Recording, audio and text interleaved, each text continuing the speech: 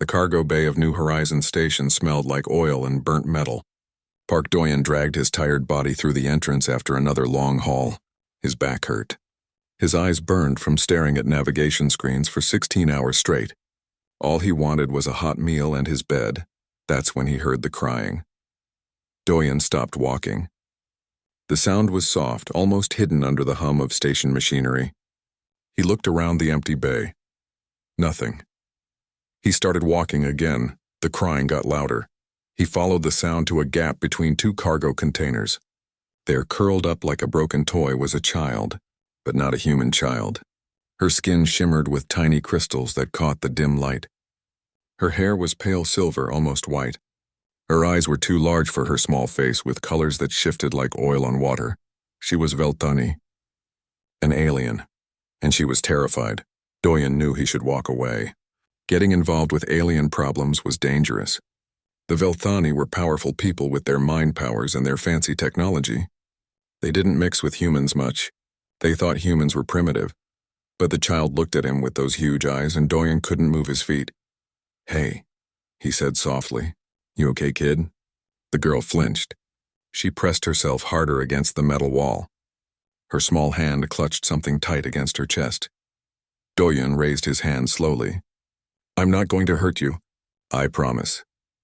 The child's translator device, a small piece of metal on her collar, sparked to life. Her voice came out broken and scared. "Please, don't send me back, please." "Back where?" Doyen asked. He lowered himself to one knee, trying to look less threatening. "To her," the girl whispered. "My stepmother. She brought me here. She said I was broken. She said no one would want a broken Velthani child. She left me here." Doyen felt something cold settle in his stomach. He'd heard stories about Veltani society. They valued perfection. They valued power. A weak child would be seen as shameful. "What's your name?" he asked. "Lyra," the girl said. "My name is Lyra. I'm Doyen," he replied. "Why does your stepmother think you're broken?" Lyra's crystals dimmed, turning almost gray. "I can't do mind talk like other Velthani. My powers are weak. After my father died, she took everything. She said I was worthless. She said I would embarrass the family. So she brought me here and left me." The girl was maybe 7 years old, maybe 8. It was hard to tell with aliens. But she was small and scared and alone on a station full of strangers. Doyen thought about his own daughter, about how she'd been small like this once, how she'd trusted him to keep her safe, how he'd failed. That was a long time ago, 23 years.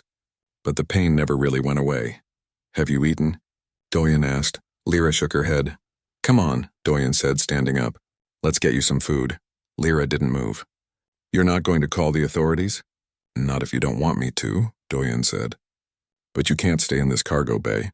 It's cold. It's dangerous. Come to my place. We'll figure things out." The girl studied him for a long moment. Doyen could see her thinking, weighing her options. Finally, she nodded and stood up. She was tiny. The top of her head barely reached Doyen's hip. They walked through the station together. People stared. Humans didn't usually walk around with Velthani children. Doyen ignored the looks. Lyra stayed close to his side, her small hand occasionally brushing his leg like she needed to make sure he was still there. Doyen's apartment was small and messy. Dirty dishes in the sink, clothes on the floor. He'd lived alone for so long that he'd stopped caring about things like that. "Sorry about the mess," he muttered. Lyra looked around with wide eyes. "You live here? By yourself?" "Yeah," Doyen said. He moved some old maintenance manuals off a chair. "Sit down. I'll make something to eat." He heated up some rice and vegetables. He wasn't sure if Velthani could eat human food, but Lyra ate everything he gave her. She was hungry. Really hungry. How long had she been in that cargo bay? While she ate, Doyen noticed the data chip she kept clutching. It was small, no bigger than his thumbnail. "Velthani technology, what's that?" he asked, pointing at it. Lyra's hand closed around it protectively. "It's mine. My father gave it to me before he died. He said to keep it safe.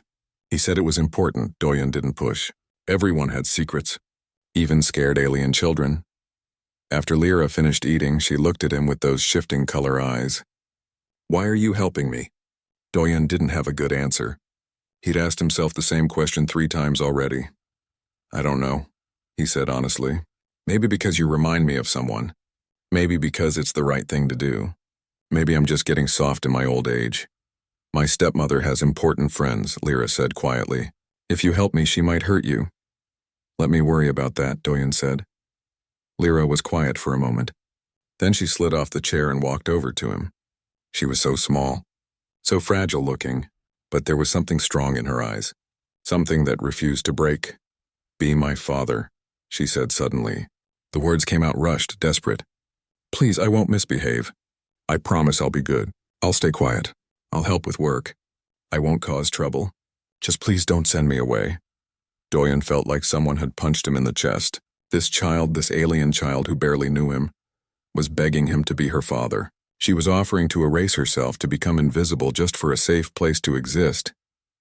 He thought about his daughter again, about how she used to look at him like he could solve any problem, like he was the strongest person in the universe. He'd failed her.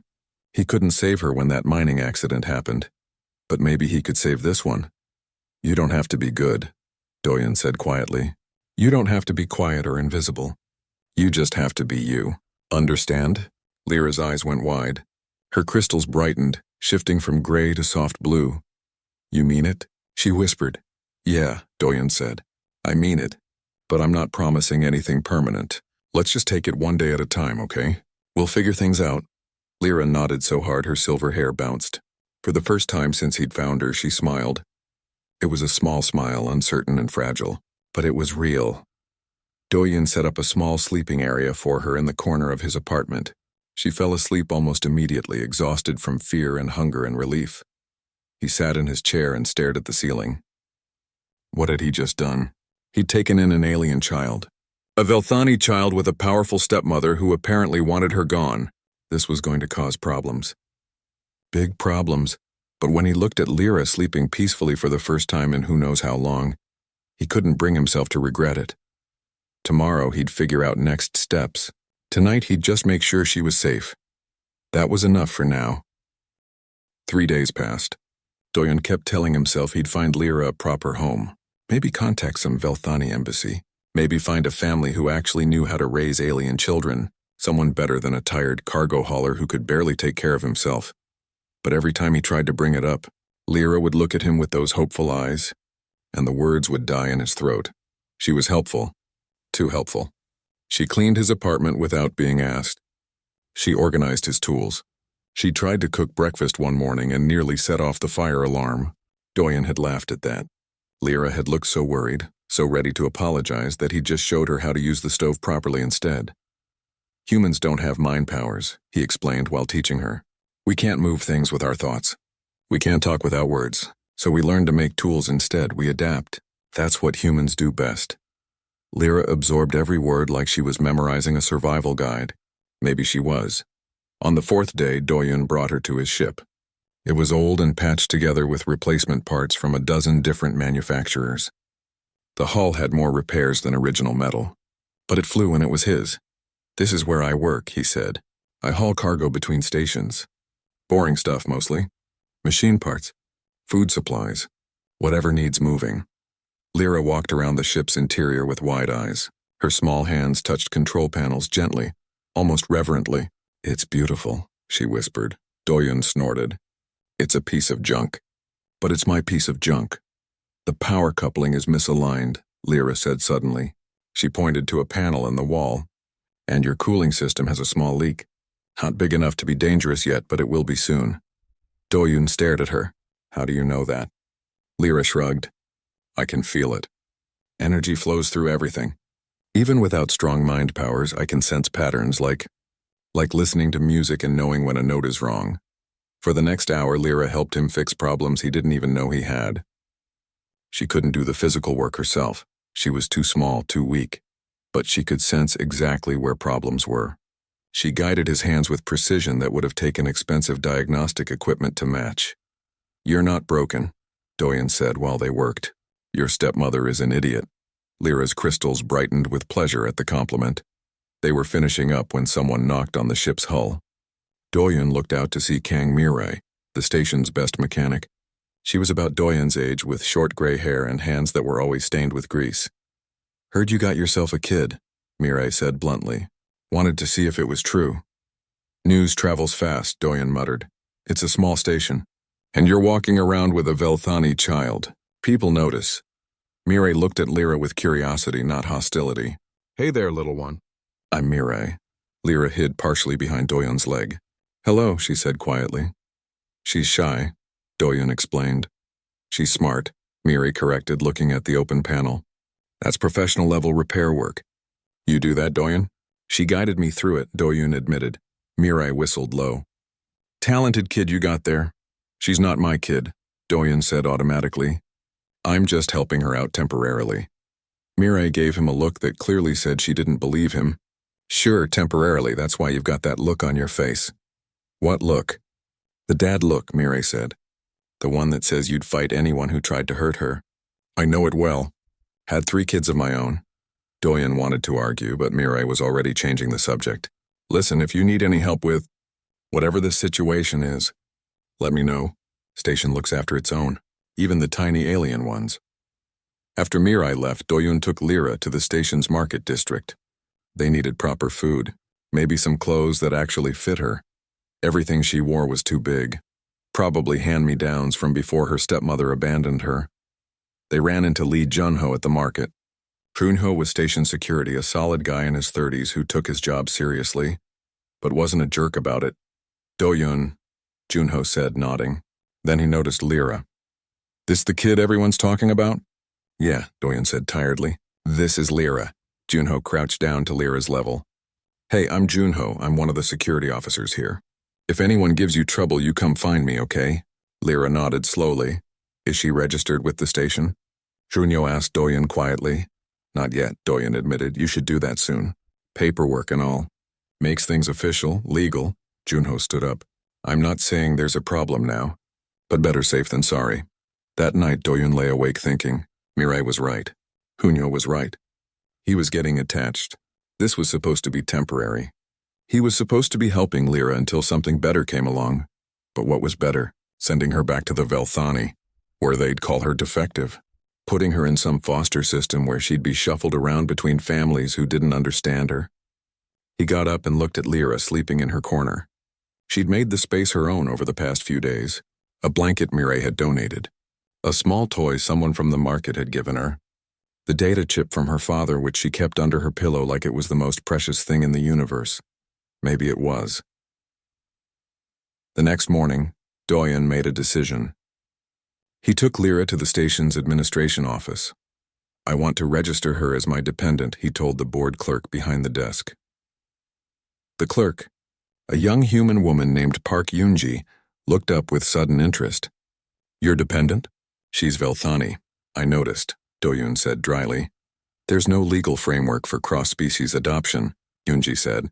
You'd be the first case on this station. Maybe the first case ever between humans and Velthani. Then we make a new framework, Doyen said. Yoonji studied him for a moment, then looked at Lyra. The child stood close to Doyen, her small hand gripping his jacket. This is going to be complicated, Yoonji warned. Most things worth doing are, Doyen replied. Yoonji smiled. All right, let me see what I can do. It'll take time. There'll be paperwork. Probably interviews, maybe legal challenges. You sure you want to do this? Doyen looked down at Lyra. She was looking up at him with an expression he recognized. Hope. Trust. The belief that he'd keep her safe. He'd seen that expression on his daughter's face once. He hadn't been able to protect her, but maybe he could protect this one. Yeah, he said. I'm sure. 2 weeks later, the first problem arrived. Doyen was working on his ship when Junho came running up, breathing hard. Doyen! We got a situation. Someone's asking about a Velthani child on the station. Says he's a bounty hunter. Says the child's guardian wants her back. Doyen felt ice in his veins. Where's Lyra? At your apartment. I sent someone to watch it, Doyen ran. His old legs protested, his lungs burned, but he ran faster than he had in years. He had to get to her. He had to keep her safe. When he burst into his apartment, Lyra was there, scared but unharmed. A security officer stood by the door. Doyen pulled Lyra close. She wrapped her small arms around him and he felt her trembling. I won't let her take you, Doyen promised. I swear it. She found me, Lyra whispered. My stepmother found me. Then we fight, Doyen said simply. because that's what humans did. When something threatened their family, they fought. They didn't care about odds. They didn't care about power levels or political connections. They just fought, and Doyen was going to teach this entire station what happened when someone tried to hurt his kid. Yeah, she was his kid now. The bounty hunter was an ugly creature, 7 feet tall, covered in thick chitin armor with mandibles that clicked when it talked. It called itself a creche, from some insect species on the other side of the galaxy. It had 4 arms and eyes that saw in multiple spectrums. It was also, according to Junho, very expensive. Lady Tessa wasn't messing around. The hunter says it has legal authority to retrieve the child, Junho explained in Doyun's apartment. Lyra sat on the couch, very quiet, very still. But the station director says it needs to go through proper channels first. That buys us maybe 3 days. 3 days to do what? Doyen asked. 3 days to prove Lyra has a right to be here. To prove you're her legal guardian. To prove her stepmother has no claim. Junho sighed. I'm not going to lie. This is going to be hard. The Velthani have influence. They have lawyers. They have money. What do we have? Doyen asked. Junho smiled. We have something better. We have people who give a damn. That evening, Mirai showed up at Doyen's door with 6 other mechanics. They were all human, all from the station, all ready to help. We heard about the bounty hunter, Mirai said. We figured you could use some support. A few hours later, 3 cargo haulers Doyen had worked with over the years stopped by. Then a couple who ran a noodle shop in the market. Then the clerk, Yunji, from the administration office. By midnight, Doyen's small apartment was packed with humans. They all had the same message. We're with you. We won't let them take her. Lyra sat in the middle of this crowd of humans looking amazed. Why are they helping? She whispered to Doyen. They don't know me. Because that's what humans do, Doyen said. When one of us is in trouble, the rest of us show up. Doesn't matter if you've known someone for 20 years or 20 minutes. Family is family. But I'm not human, Lyra said. You live on a human station. You eat human food. You're learning human ways. That's close enough. Doyen ruffled her silver hair. Besides, you're my kid. That makes you part of this community whether you like it or not. The next day, Junho brought bad news. The bounty hunter tried to break into your apartment while you were gone. Our security stopped it, but it's getting aggressive. Claims it has a right to reclaim stolen property. Doyen felt rage burn hot in his chest. Lyra isn't property. You know that. I know that. But Velthani law is different. Until we get formal guardianship sorted, technically. Junho trailed off, not wanting to finish the sentence. That night, Doyen had to leave for a quick cargo run. It was a job he'd scheduled weeks ago before Lyra. He couldn't afford to cancel. He needed the money, especially with legal fees piling up. I'll be back in 6 hours, he promised Lyra. Junho's people are watching the apartment. Mirai will check on you. You'll be safe. Lyra nodded, but she looked scared. Doyen hated leaving her, but he had no choice.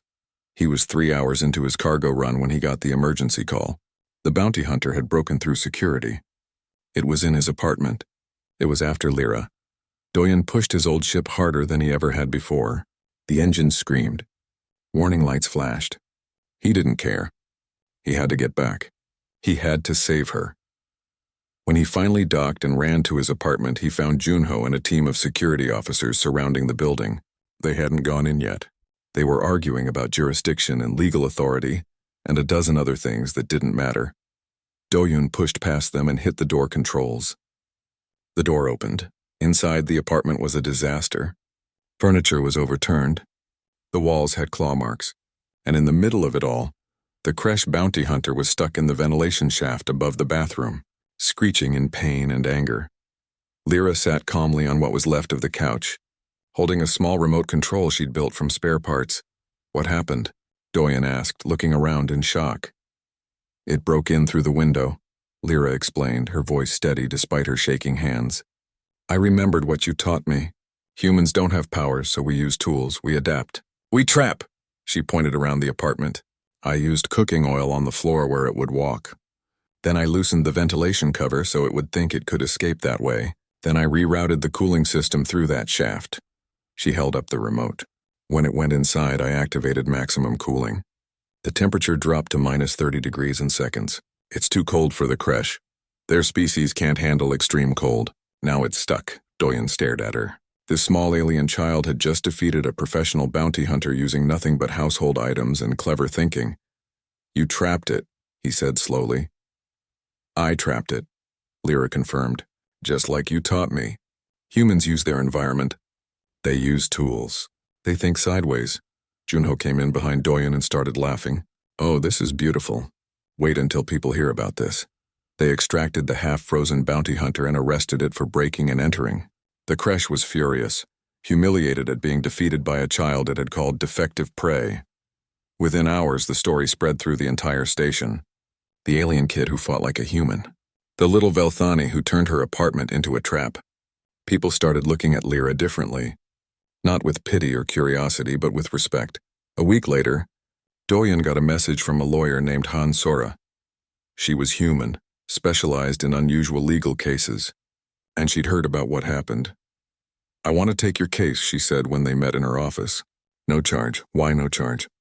Doyen asked suspiciously. Sora smiled. "Because what you're doing is important. Cross-species adoption could change everything. It could open doors for thousands of kids who don't fit in their birth cultures, and besides." She glanced at Lyra, who was studying the law books on the shelves with interest. "Anyone who can defeat a creche bounty hunter with cooking oil and a cooling system deserves a good lawyer." Over the next month, Sora worked legal magic. She filed motions. She contacted the Velthani embassy.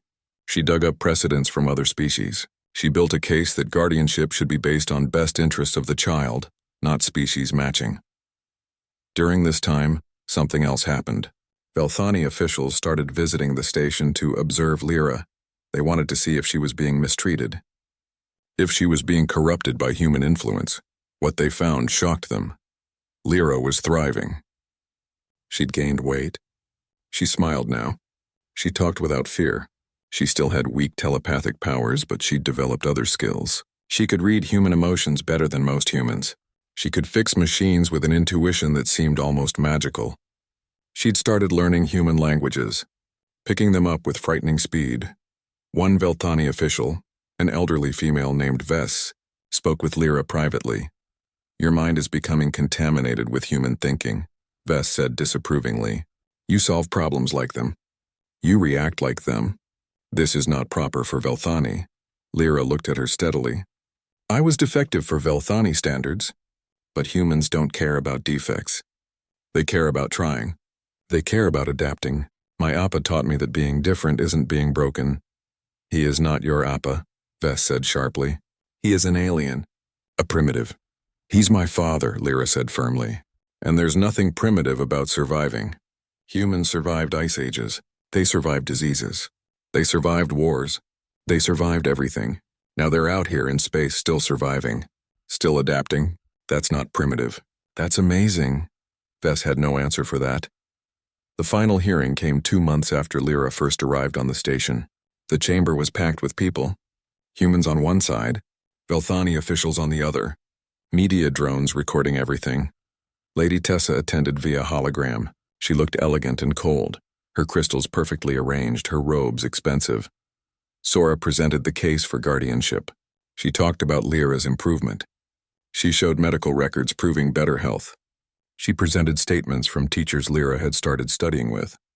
She brought character witnesses, Mireille, Junho, the noodle shop couple, dozens of humans who'd watched Lyra grow over 2 months. Lady Tessa's lawyer argued that Lyra was Velthani property, that she belonged with her own kind, that human culture was corrupting her. Then the judge asked Lyra to speak. The small girl walked to the center of the chamber. She looked tiny under all the lights, surrounded by adults and cameras and important people. "I was dying before," Lyra said quietly, "not in body, in spirit. My stepmother told me every day that I was worthless, that my defect made me shameful, that I should hide. When my father died, she got worse. She hated looking at me because I reminded her that not all Velthani are perfect." She took a deep breath. "Then I met Doyen. He didn't care that I was defective. He taught me that different isn't bad. He taught me to use tools, to think creatively, to be proud of what I can do instead of ashamed of what I can't do. He gave me food and safety and love. He's my Appa, my father, the only real father I've had since mine died." The chamber was silent. "I choose him," Lyra said. I choose humanity. I choose this life. The judge took 3 days to decide. When the ruling came, it was simple. Guardianship granted to Park Do-yoon. Cross-species adoption recognized under station law. Lady Tessa's claim denied. Lyra was officially his daughter. 6 months passed since the adoption. Lyra grew taller, though she was still small for her age. Her crystals grew brighter. She laughed more. She'd started attending station school with human children, and despite being the only Velthani student, she fit in surprisingly well. She called Do-yoon Appa without hesitation now. Every morning she'd make breakfast. She'd gotten much better at cooking.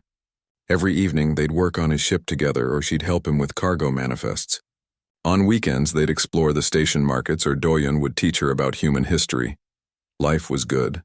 Simple. Happy. Then Lady Tessa escalated. Do-yoon was loading cargo when Junho found him. Looking grim. We got a problem. The Velthani Matriarchy Council has filed an official complaint. They're claiming Lyra was kidnapped. They're demanding her return. Do-yoon felt his stomach drop. What? The court already ruled. Station court, Junho interrupted. This is bigger. The Matriarchy is their central government. They're saying station law doesn't override Velthani citizen rights.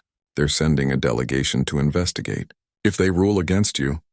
He didn't finish the sentence. That night, Do-yoon explained the situation to Lyra. She took it calmly, more calmly than he did.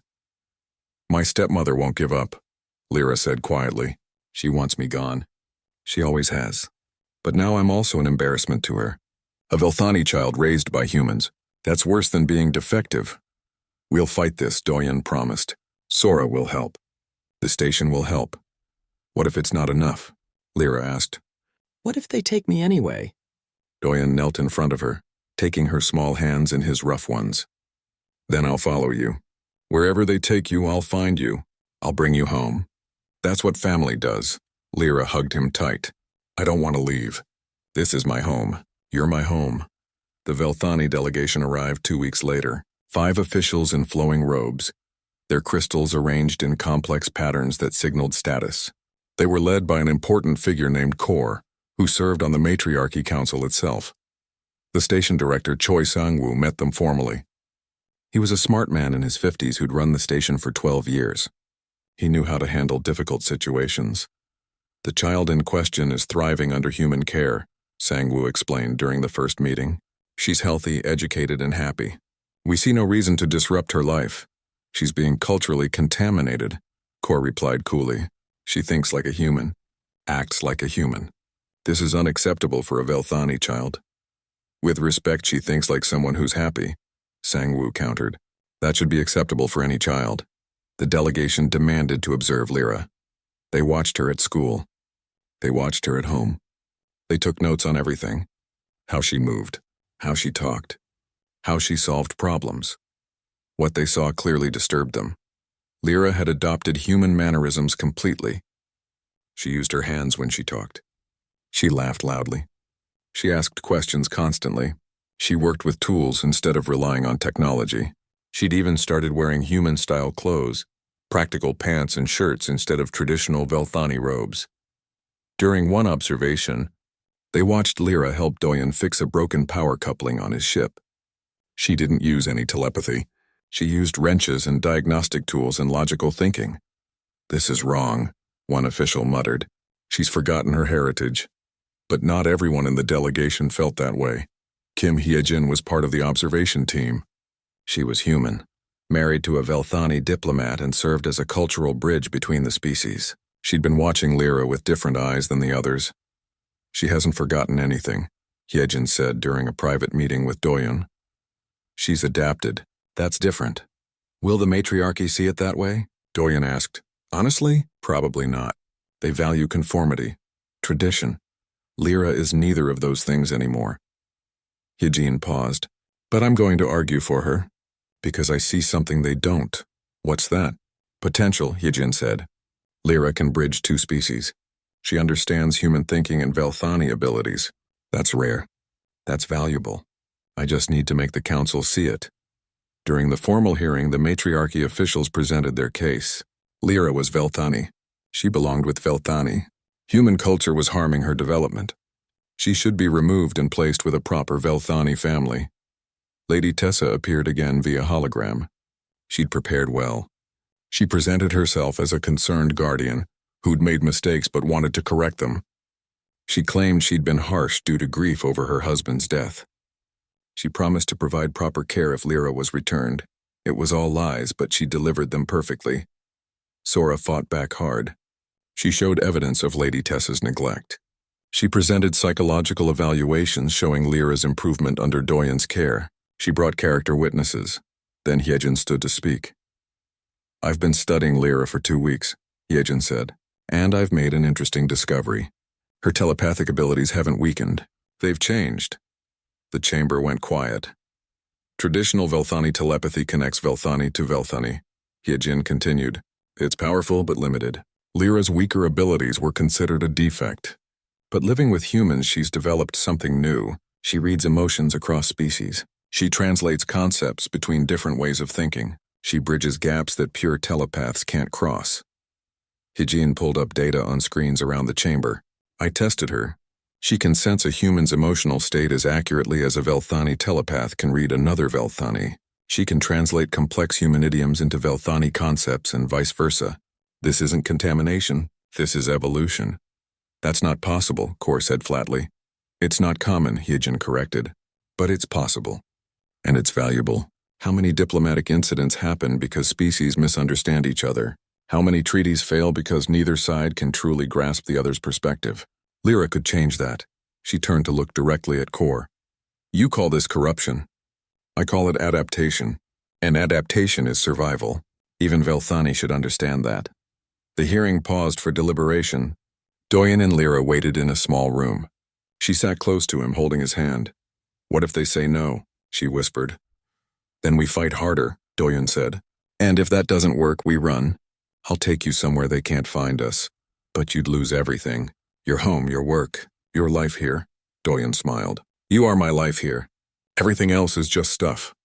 Lyra's eyes filled with tears. "Why do you care so much? I'm not even your real daughter." "Yes, you are," Doyen said firmly. "Biology doesn't make family. Love makes family. Choice makes family. I chose you. You chose me. That's more real than DNA or species or any of that other nonsense." The door opened. Hunyo stuck his head in. "They're ready. Verdict's coming." They walked back into the chamber. Kor stood at the center holding a data tablet. His face was unreadable. "The Matriarchy Council has reviewed all evidence," Kor announced.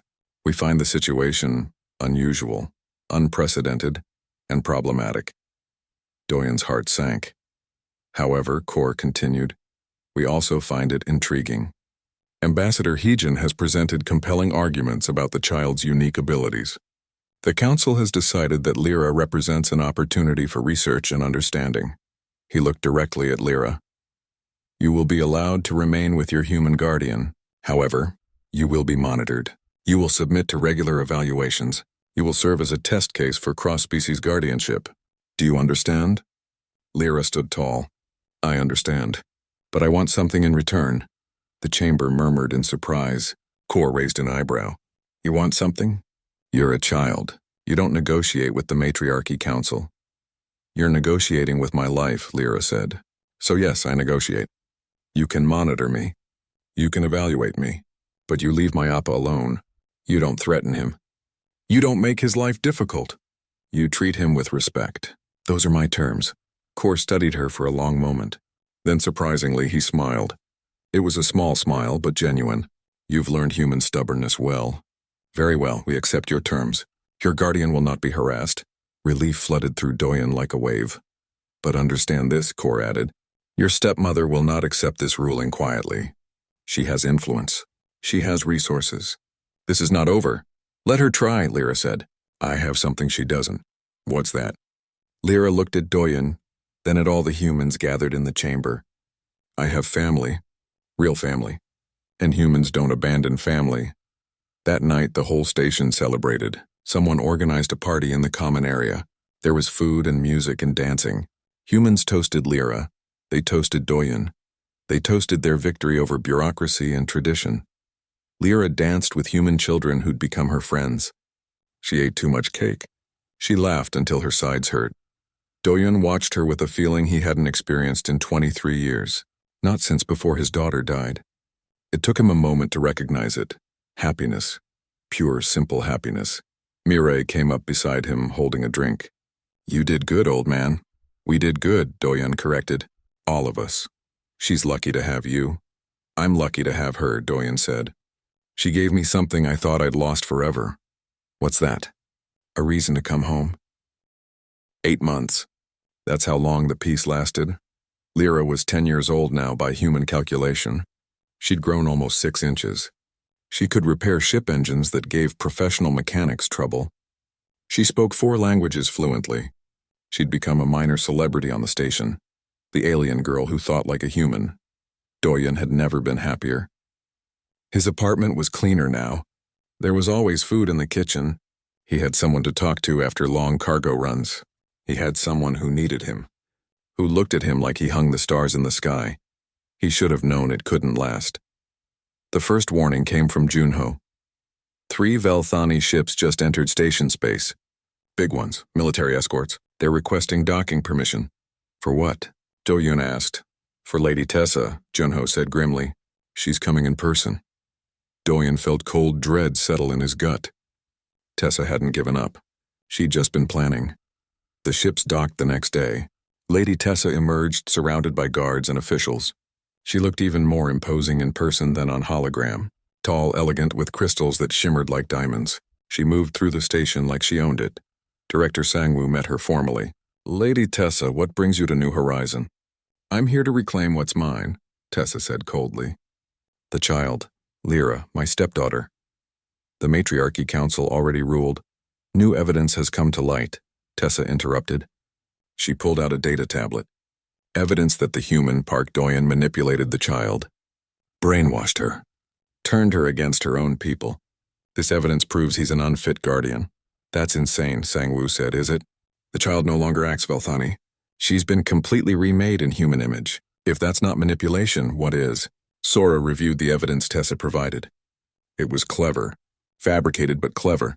Psychological evaluations claiming Lyra showed signs of Stockholm Syndrome. Expert testimony saying her behavioral changes were too extreme to be natural. Character witnesses claiming Doyun had a history of unstable behavior. All lies, but convincing lies. "This is going to be a problem," Sora admitted to Doyun. "She's built a strong case.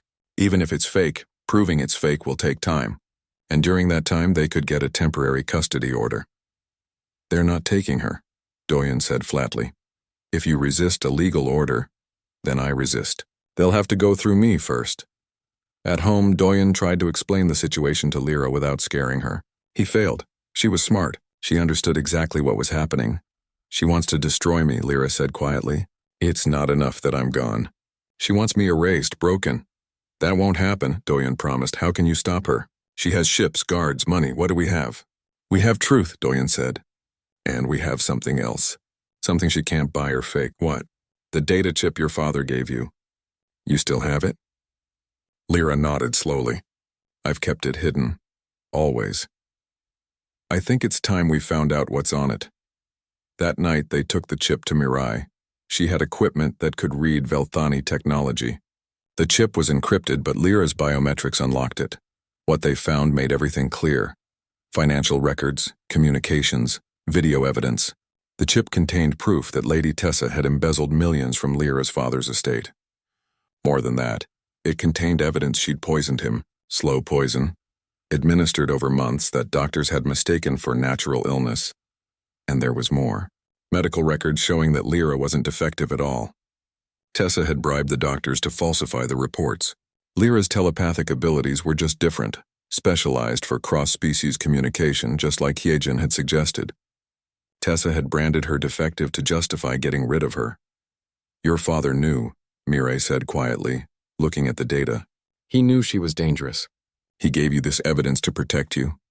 "He told me to keep it safe," Lyra whispered. "He said one day I'd understand why." "Now we have her," Doyun said. "This proves everything. The murder, the theft, the lies about Lyra." But Sora shook her head when she saw the evidence. "This is good. This is excellent. But we can't just show it. The moment Tessa knows we have this, she'll run. Or worse, she'll escalate. She's brought a military escort. If she feels cornered, people could get hurt. So what do we do? Doyen asked. We need to make it public, Sora said. Release it to the media. To the Matriarchy Council. To everyone. All at once. So she can't suppress it. Can you do that? No, Sora admitted. But I know someone who can. That someone was Yunji, the clerk from station administration. Turns out she wasn't just a clerk. She had a side business in information security and network management. You want me to hack into the galactic news networks? Yunji asked, eyes wide. Not hack, Sora corrected. Just distribute information widely. Very widely. All at once, Yunji grinned. Now that I can do. They worked through the night. Yunji created encrypted packages of the data. She wrote a program that would release everything simultaneously to 24 major news networks, the Matriarchy Council, various law enforcement agencies, and influential social media platforms across multiple species. One button push and it's done, Yunji said. Are we sure about this? Lyra looked at the data chip in her small hand. Her father's last gift, his final protection. Do it, she said. Yunji pushed the button. For about 10 seconds, nothing happened. Then Yunji's screen started lighting up with confirmations. The data was spreading. Fast, within an hour, news alerts were flashing across the entire station. Within 2 hours, it was galactic news. By morning, everyone in the known galaxy knew about Lady Tessa's crimes. Tessa found out when Matriarchy Council officials came to arrest her. She was in a meeting with Director Sangwoo, still demanding Lyra's return, when armed guards entered the room.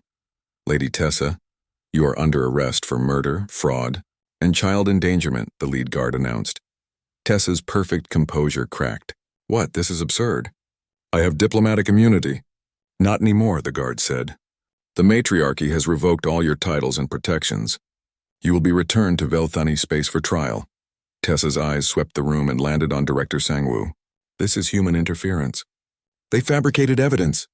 The evidence is authenticated, the guard replied. Your own biometrics are all over it. There's no question of authenticity. As they led her away, Tessa saw Doyun and Lyra watching from the corridor. She stopped struggling, staring at the small girl who'd destroyed her. You, Tessa hissed. Your father gave you that chip. Yes, Lyra said calmly. He told me to keep it safe until I found someone I could trust. Someone who would help me use it properly. I found that person. She took Doyun's hand. You turned her against her own people, Tessa snarled. You corrupted her. No, Lyra said. You tried to break me. My Appa taught me how to be strong. There's a difference. I'm still Velthani, Lyra continued. I always will be. But I'm also human now in the ways that matter. I choose my family. I solve problems creatively. I don't give up. You taught me I was worthless. Humans taught me I was valuable. I know which lesson I prefer. Tessa had no answer. They dragged her away, still protesting, still claiming innocence. But everyone knew the truth now. The evidence was undeniable. That evening, the station erupted in celebration. The threat was over. Lyra was safe. Justice had won, but Doyen felt uneasy. He found Junho at the party. Is it really over? Doyen asked. Junho took a drink. Tessa is done. She'll spend the rest of her life in prison, but... He hesitated, but what? She brought a military escort. Those ships are still here, and their commander just requested a meeting with you and Lyra. Doyen's hand moved instinctively to where Lyra was dancing with friends. Why? Don't know. But the commander is high-ranking. Important. This could be good or bad. The meeting was scheduled for the next morning. Doyen barely slept. What if this was another trap? What if Tessa had allies among the military? But when they arrived at the meeting room, the commander surprised them. Her name was Commander Yara. She was older, scarred from combat with crystals that were dulled and chipped. Signs of a soldier. Not a politician. Park Doyen. Lyra. She greeted them formally. I wanted to meet you both before we departed. Why? Doyen asked cautiously.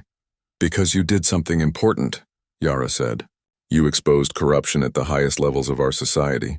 You protected a child who needed protection, and you did it despite having no power, no status, no resources beyond your own determination. She looked at Lyra. Your father was my friend. We served together before he became a politician. He told me once that if anything happened to him, I should watch over you. But I failed. I didn't know Tessa had gone so far. I didn't know you were in danger. You couldn't have known, Lyra said. Perhaps. But I know now. And I want you to know that you have allies in the Velthani military. If you ever need help, you call me. Understand? Lyra nodded, tears in her eyes. Yara turned to Doyen. You raised her well. She has her father's courage and her mother's intelligence. But she has something else now, too. She has human determination. That's a powerful combination. She's a good kid, Doyen said simply. She's an exceptional kid, Yara corrected. And you're an exceptional father. Take care of each other. After Yara and her ships departed, Doyen and Lyra stood on the observation deck watching them leave. Is it really over? Lyra asked. Yeah, Doyen said. I think it is. What do we do now? Doyen smiled. Now we go home. We have dinner. You do your homework. I fix my ship. We live our lives, just like that. Just like that. Lyra leaned against him. Appa peace lasted for exactly 14 months after Tessa's arrest. 14 months of normal life. Lyra turned 12. She'd grown confident, strong, happy. She was top of her class at station school. She'd started teaching cross-species communication courses to adults. She'd even begun helping other alien children who felt like they didn't fit in their own cultures. Life was good. Then the mercenaries came.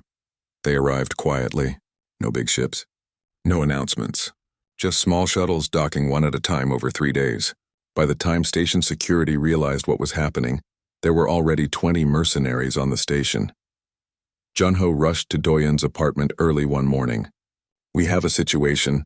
Someone hired a mercenary company. We don't know who yet, but we have strong suspicions. Wow, Tessa, Doyen said immediately. She's still connected, even from prison. That's our guess. The mercenaries are professional. Expensive. They're not here for random crime. Junho's face was grave. Doyen, I think they're here for Lyra. How long until we can get her off station? That's the problem. They've already sabotaged the transport schedules. No ships are leaving for 6 hours. By then they'll make their move, Doyen finished. He woke Lyra gently. She was still half asleep, confused. Appa, what's wrong? We need to leave. Now, get dressed. Pack light. Lyra was awake instantly. 2 years of living on edge had taught her when to ask questions and when to just act. She dressed quickly, grabbed her school bag with the essentials, including the data chip she still kept close.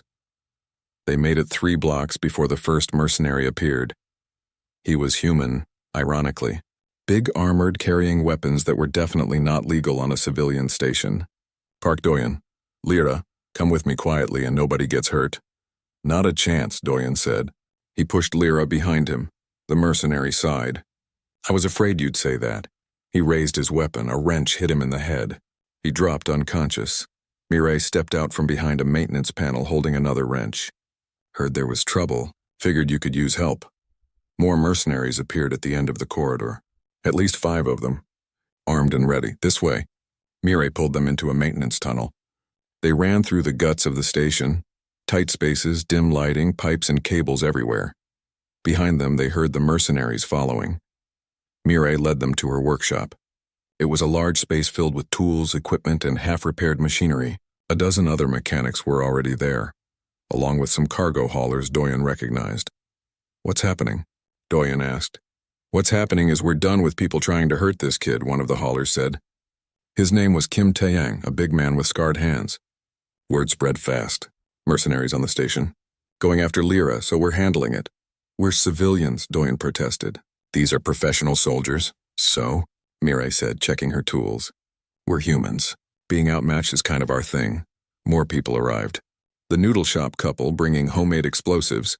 Apparently they'd been combat engineers before retiring. Yoonji from administration, carrying a laptop that could hack into station systems. Hunyo with a squad of security officers. Even some of Lyra's teachers from school. Within an hour, Doyen's small problem had become a community mobilization. Director Sangwoo arrived looking tired. I've locked down critical systems. They can't access life support or main power, but they're still heavily armed and we're not. This could get ugly. Then we don't fight them head on, Mireille said. We fight them the human way, traps, ambushes, dirty tricks. We make this station hell for them. Lyra spoke up, her voice clear despite her fear. I know the station layout better than they do. I've explored everywhere. I know shortcuts, hidden spaces, maintenance tunnels they won't find. I can help. Absolutely not, Doyen said immediately. You're staying here where it's safe. Nowhere is safe if they win, Lyra countered. And I'm not helpless. You taught me that. Let me help, Doyen wanted to refuse. Every instinct screamed to lock her in the safest place he could find and stand guard. But she was right. And she had that look, the stubborn, determined look she'd learned from living with humans. Fine, he said. But you stay with me, always. They divided into teams. Mirai's group would set traps throughout the residential sectors. Yunho's security would protect civilians and evacuate them to safe zones. Taeyang's haulers would control the docking bays. No one was leaving without permission. And Doyen, with Lyra's guidance, would lead the mercenaries on a chase through the station, while everyone else got into position. This is insane, Sangwoo muttered. We're civilians fighting a mercenary company. Yeah, Junho agreed, checking his weapon. But they made one mistake. They came after one of ours. Now they're going to learn what that means. The first trap was simple. Lyra guided them to a corridor where the mercenaries would have to pass. The noodle shop couple had rigged motion sensors to trigger fire suppressant systems. When the mercenaries entered, they were blasted with foam and chemicals. Half of them were down before they knew what happened. The second trap was more creative. Yoonji hacked the station's artificial gravity. As a mercenary squad passed through a junction, gravity reversed. They flew into the ceiling, disorientated and bruised. Station security moved in and arrested them while they were still confused. The third trap almost went wrong. A team of mercenaries had thermal sensors and spotted Doyun and Lyra hiding in a maintenance shaft. They opened fire. Doyen shielded Lyra with his body as bullets sparked off metal around them. Then Mirai's team activated industrial magnets. The mercenaries' metal weapons and armor yanked them off their feet, slamming them into magnetic plates. They hung there, trapped, while mechanics tied them up with cargo cables. By the fourth hour, the mercenaries were confused and angry. They'd expected an easy job: grab the kid, get out, collect payment. Instead, they were being picked apart by civilians using improvised tactics that no military training had prepared them for. Their commander, a scarred woman with cybernetic enhancements, called for a retreat to the docking bay. If they could reach their ships, they could escape, maybe even bombard the station from space. But Taeyang's haulers were waiting. The haulers had spent their lives moving cargo in zero gravity, using precision and timing to handle massive containers. They'd repurposed their loading equipment into improvised weapons. When the mercenaries tried to reach their ships, they were met with cargo containers swinging on cables, loading arms used as battering rams, and forklifts modified into barricades. The haulers fought with tools they knew better than the mercenaries knew their guns. The mercenary commander realized they were trapped. She activated her communication system. All units fall back to secondary position. Where a wrench hit her communication device, destroying it. Mirai stood on a cargo container above, another wrench already in her hand. You came to our home, Mirai said loudly enough for everyone to hear. You threatened our kids. Did you really think we'd just let that happen? The commander looked around. She was surrounded by mechanics, haulers, shopkeepers, teachers, and security officers. None of them looked like soldiers, but all of them looked ready to fight. Who hired you? Junho demanded, weapon aimed at the commander. The commander was silent for a moment. Professional pride warred with survival instinct. Finally, she said, Lady Tessa, working through intermediaries. She's connected even from prison. She wanted the kid taken to a black site, wanted her broken, wanted her to suffer for humiliating her. That's not happening, Doyen said, stepping forward with Lyra at his side. And you're going to deliver a message for us. Tell Tessa. Tell anyone else thinking about coming after my daughter. We're humans. We don't forget. We don't forgive. And we don't let go of family, ever. The commander looked at Lyra. The kid is Velthani. The kid is mine, Doyen corrected. Species doesn't matter. She's family. And humans protect their family. That's not a threat. It's just a fact. The mercenaries were arrested. Their ships were impounded. The station sent evidence of Tessa's continued criminal activity to the Velthani authorities, but more importantly, the galaxy had watched. News drones had captured everything. The civilian resistance, the improvised tactics, the whole station coming together to protect one child. The footage went viral across dozens of species networks, humans defending their own, humans refusing to back down despite being outmatched, humans turning everyday tools into weapons, humans fighting not because they had to, but because someone had threatened their family. Within days, New Horizon Station became famous. The place where humans showed what they were really capable of when pushed. The place where a small alien girl had become so loved that an entire community went to war for her. Lyra watched the news coverage with amazement. They fought for me. All of them. People I barely know. That's what community means, Doyen explained. You're not just my daughter. You're part of this station, part of this family, and we look after our own. I'm not human, though. You live here. You're one of us. That's enough, Doyen smiled. Besides, you trapped a bounty hunter when you were 9 years old using cooking oil. You're basically an honorary human at this point. A week later, Commander Yara returned. Shibra Lyra was 15 now, though she looked older. She'd grown tall for a Velthani, nearly reaching Doyen's shoulder. Her crystals had developed unique patterns that no other Velthani showed, evidence of her mixed upbringing. She moved like a human, talked like a human, thought like a human, but her eyes still shifted colors with her emotions, and she could still sense feelings across species barriers. She was unique, one of a kind, and she'd learned to love that about herself. The morning started like most mornings. Doyen made coffee while Lyra prepared breakfast. They'd developed a comfortable routine over the years. She cooked, he cleaned. She handled technical repairs on the ship. He handled the physical labor. She helped with his cargo manifests. He helped with her diplomatic homework. Yes, diplomatic homework. That was the new development. 2 years ago, the Velthani matriarchy and several human governments had created a new position, cross-species cultural ambassador. The position was created specifically for Lyra. She was 16 now, officially the youngest ambassador in galactic history.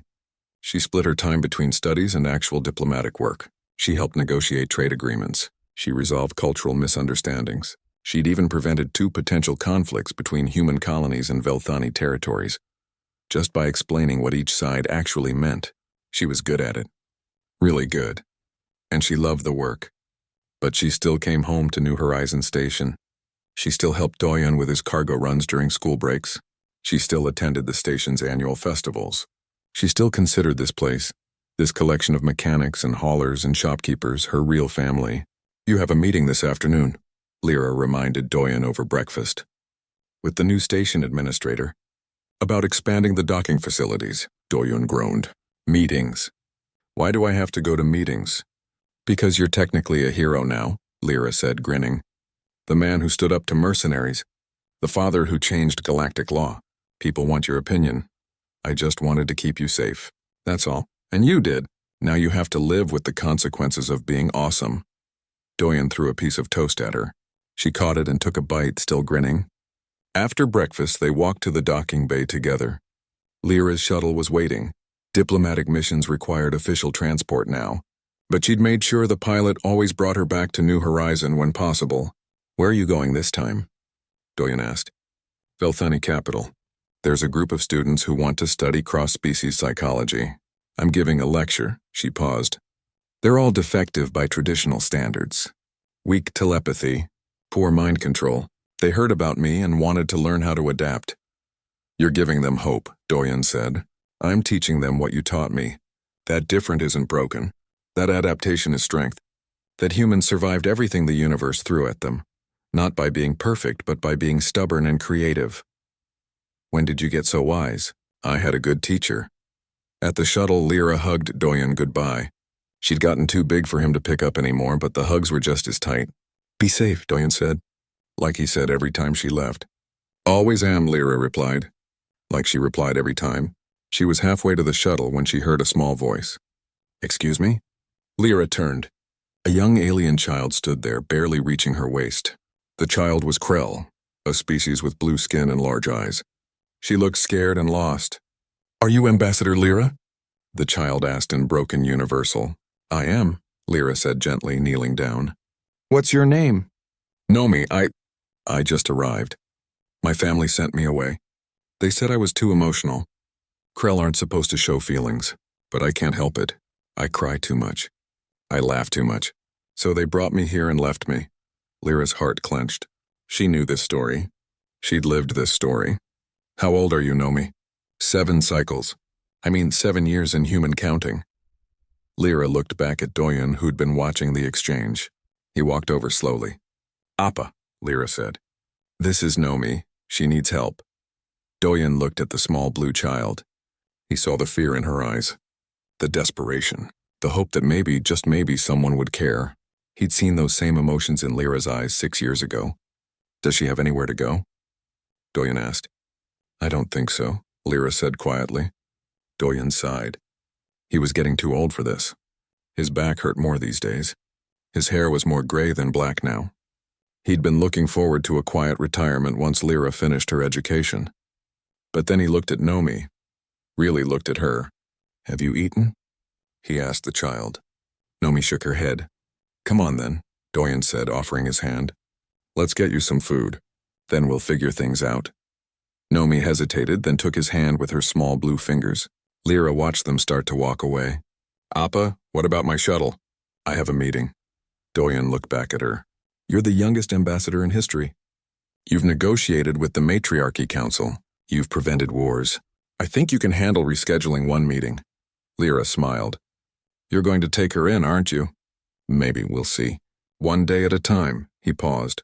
But I could use help. You know the process better than me now, and you know what it's like to be scared and alone and different.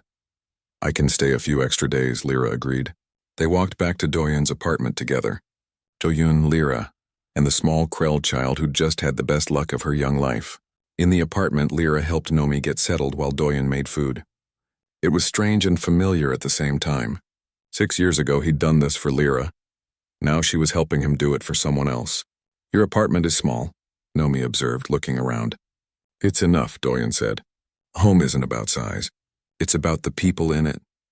Are you going to be my father? Nomi asked suddenly. Doyen Foroze. Those words. He'd heard them before. I don't know yet, he said honestly. But I'll make sure you're safe. I'll make sure you're fed and cared for. We'll take it one day at a time and see what happens. Okay? Nomi nodded slowly. Will I have to be good? Will I have to hide my emotions? No, Lyra said firmly. You be yourself. Exactly yourself. The right people will love you for it. Over the next few days, Lyra helped with the paperwork. The cross-species adoption process was easier now. Doyen had been the first, but others had followed. New Horizon Station had become known as a safe place for alien children who didn't fit their birth cultures. A place where humans would take them in, teach them, protect them. 3 other families on the station had adopted alien children in the past 2 years. There was even talk of creating an official program, a network of human families willing to provide homes for the lost and different. Humans had found their niche in the galaxy, not as the strongest fighters, not as the most advanced scientists, but as the species that chose family over blood, the species that saw potential instead of defects, the species that said you're different and meant it as a compliment. On Lyra's last evening before returning to her diplomatic duties, they all sat together on the observation deck, Doyen, Lyra, and Nomi, watching the stars and the ships coming and going. I'm scared, Nomi admitted quietly. What if he sends me away too? What if I'm too much trouble? He won't, Lyra said with certainty. I know because I was you. 6 years ago I sat where you're sitting. I was scared and alone and sure that any moment he'd realize I was too much work. But he didn't, he kept me. He loved me. He taught me that family isn't about being perfect. It's about being present. What if I can't learn human ways? Then you'll learn at your own pace. And Doyen will be patient. That's what he does, Lyra smiled. Do you know what he told me once? He said humans don't have mind powers or super strength or any special abilities.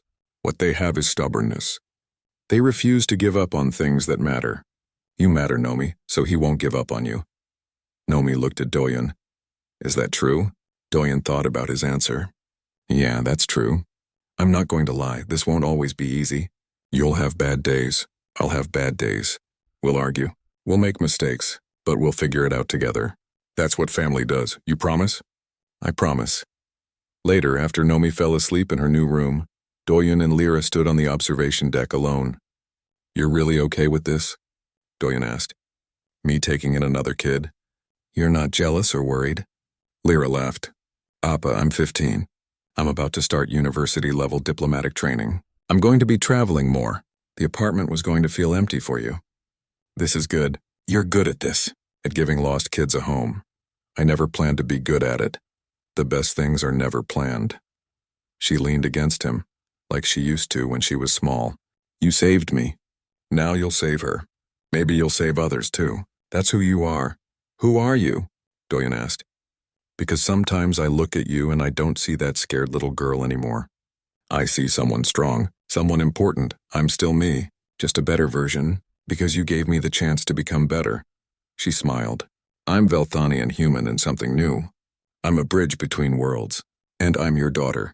All of those things at once. I'm proud of you, Doyen said. Your birth father would be proud too. I know, but you're the one who raised me. You're the one who taught me that being different is power. That's worth more than DNA or species or any of that biological stuff.